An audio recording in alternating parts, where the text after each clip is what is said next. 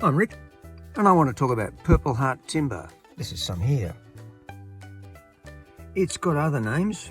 One's amaranth, and another is violetta. Purple Heart comes from one of several species of peltagine trees. They grow in Central America. As the name implies, the timber has a distinct purple colour.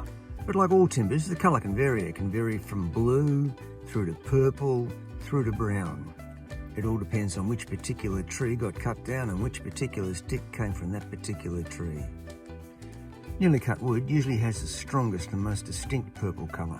However, long-term exposure to daylight and to air can lead to the timber slowly but steadily turning brown. YouTube's full of videos, well, there's a lot of videos, telling you how to restore the colour by heat treating the timber.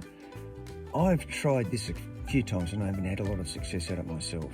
However, covering the timber with ultraviolet resistant varnish certainly helps to keep that colour staying for a lot longer. You can see grain when you look at the timber, but it's probably most visible in the end grain. Mostly the grain's pretty straight, but you can get the occasional stick where it's curvy or wavy. Purple Heart's quite a dense timber, quite heavy. Specific gravity varies around 0.85, maybe down to 0.7, maybe up to 9 and a bit. According to the internet, it's a pretty stable timber. That is, it doesn't move much. The stuff I've had been pretty stable, and I've never seen a bit with splits, cracks, twists, or knots in it either. Purple Heart is a bloody hard timber. It's hard to cut by hand. It's hard to shape with a rasp.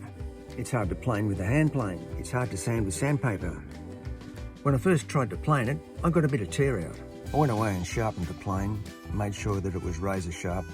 When I came back and tried it again, that improved things a lot. But there was still some tear out. So if you want to work Purple Heart, your tools have to be deadly sharp. Being bloody hard, Purple Heart has a propensity to chip, and that can happen along saw cuts. You have to treat it gently when you're working it. Here in the land down under, I've had trouble getting hold of Purple Heart. It's not easy. I've had to buy it through the internet. This means I can't pick up, have a hold and have a look at the timber before I actually purchase it. You could get a pig in a poke, but the stuff I've got's been good quality, no problems, so I can't complain. But it's not cheap. There's nothing about the structural characteristics of Purple Heart that make it particularly good for speargun making, but there's nothing to make it particularly bad either.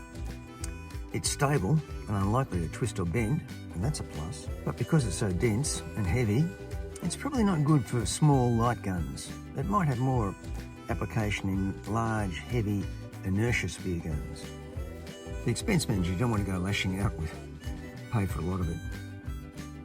But it does have that lovely purple colour, and it's a real delight to the eye. I like to use it for decorative trims, muzzles, handles, that sort of stuff. It really lifts the look of a gun. It's not for spear guns that are finished with oils. You have to be prepared to varnish it. To sum up, Purple Heart's a very handsome timber. It's generally too heavy and expensive to use for the main structural parts of a spear gun, but it's great for decorative elements.